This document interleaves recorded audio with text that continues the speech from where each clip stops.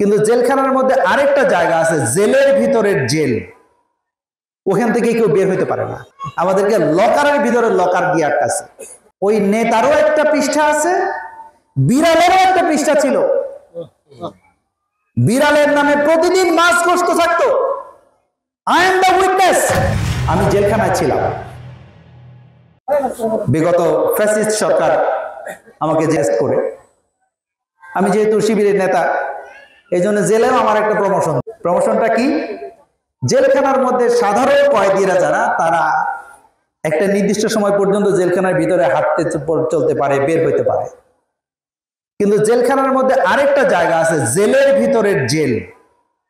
ওখান থেকে কেউ বের হইতে পারে না। এই যে যেদিন ঢুকাইছে, আর যদি জামিন হয় 5 বছর পরে, 5 বছর পরে সেখান থেকে বের হবে, আর বের হওয়ার কোনো সুযোগ নাই। এটাকে বলে হাই সিকিউরিটি।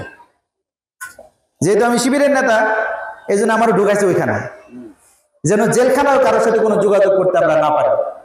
মানুষের সাথে কথা বলে আবার জেলখানার ভিতরে বিদ্রোহ করবে। আমাদেরকে লকারের ভিতরে লকার দিয়ে আটকাছে।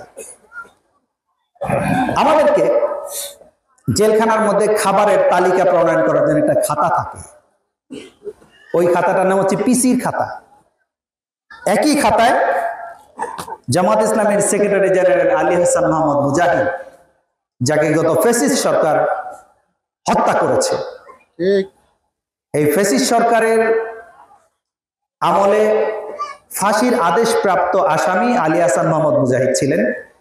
তার নাম যে খাতায় ছিল, আমার নামও একই খাতায়। আমি যে ছেলেটা, রনি ওর নাম, আমার মনে আছে।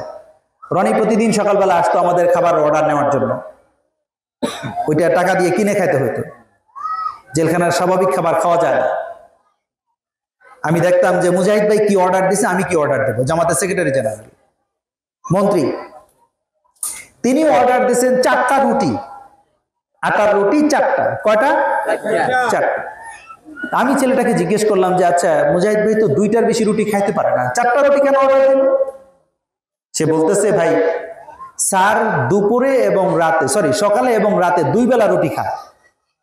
জেলখানায় যেহেতু রাতে রুটি তৈরি হয় না, এই জন্য উনি সকাল বেলায় 4টা রুটি নিয়ে রাখছে। সকালে 2টা খাবে, রাতে 2টা খাবে।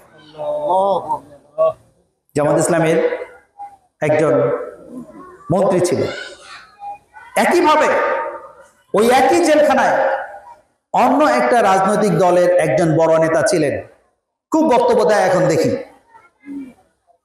তারও খাতা ওইখানে ছিল, সেটাও চেক করেছি।